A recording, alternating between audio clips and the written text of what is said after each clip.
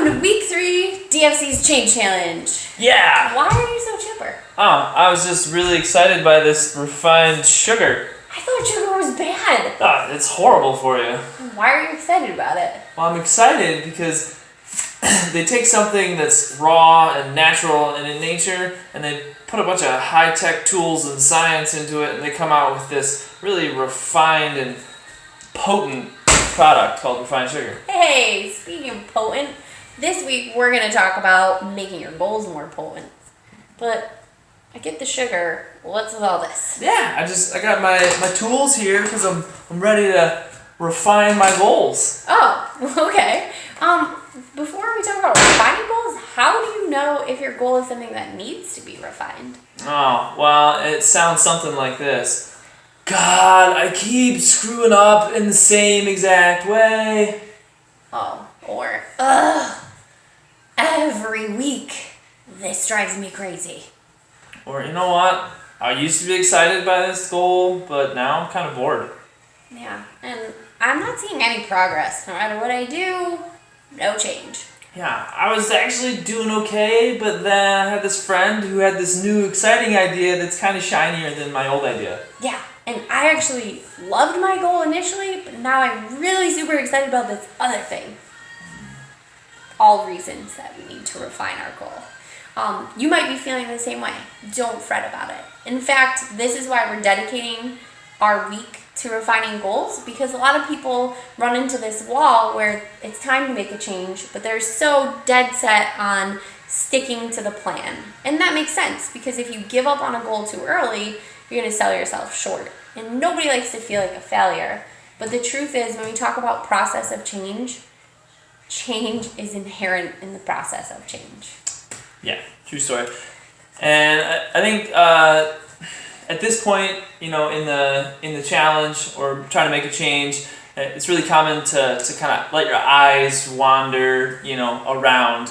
And that shows up a lot of different ways, but rather than jumping ship, what we suggest is a return to the basics. So whatever your change may be, make sure you have the basics covered before you think about refining or making broad changes or replacing your goal. Yeah. So there's kind of a formula that goes with the whole process. You want to plan, you want to engage with that plan, and then you actually want to fail. Woohoo! It's the only place where learning happens. So they kind of go together. Then from there you want to iterate, which is what we're talking about this week. And after iteration, you go right back to the top. Your iteration is your new plan. You engage. You're going to fail again, and that's a great thing. Woo! Because it'll teach you, and then we'll go on. So how can we iterate these things? So I think the key thing is when we talk about refining, it's a good idea to revisit your whys.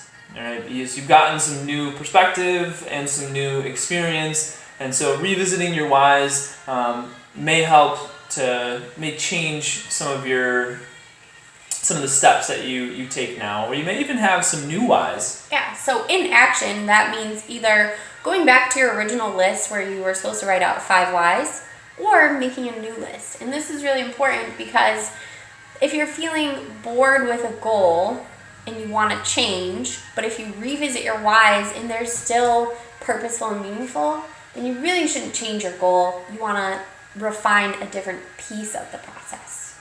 Yep. And another way you can refine your goal is to chunk it down. Yeah, so you have this big, massive goal. You want to take a tool, a basic one, and break it into smaller parts. So to give you an example, if your goal is to feel more comfortable in your clothing or lose weight to do so, maybe you chose eating less sugar as the way to do that, but you find that you keep repeating the same failures, eating the same foods, and getting frustrated and not seeing progress, well, you need to chunk it down even further to a more basic step, like I'm not going to eat sugar during my lunch at all this week. Yep. You could also find a new strategy. Yeah. So going back to that, it's a different tool, right? Maybe sugar is important. We do want to cut it out, but it's just not working for this particular change. So instead, I'm going to put my energy into making sure I get enough protein. So instead of taking something away, I'm putting something in. And that really works for any type of goal. Yep, new strategy. And then you can always, go bigger or better with the incentives. Yeah.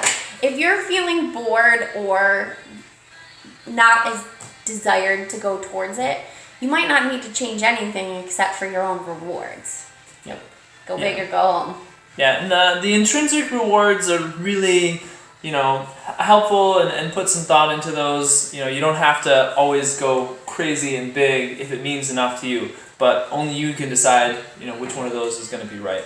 Yeah, so this week's tangible takeaway is a little bit different. We're just going to ask that you change and refine something. So that something is going to be one of the polars. You're going to refine the way you look at your motivation by revisiting your why. You could refine your own support systems, your environment, the mentors that you're going after. Your skill set, the aptitude. That's 6. I think I counted. If you know me, you know my math. Yeah. But we don't have any specific way you have to show us. You just come to the gym, you tell us about a refinement, and that's it. So reflect and refine any one of your polars. Yeah, speaking of the process, I'm super sweet inherently, but I could use a little refining. Oh, whoa. You got some bad ideas in there. We gotta get them out.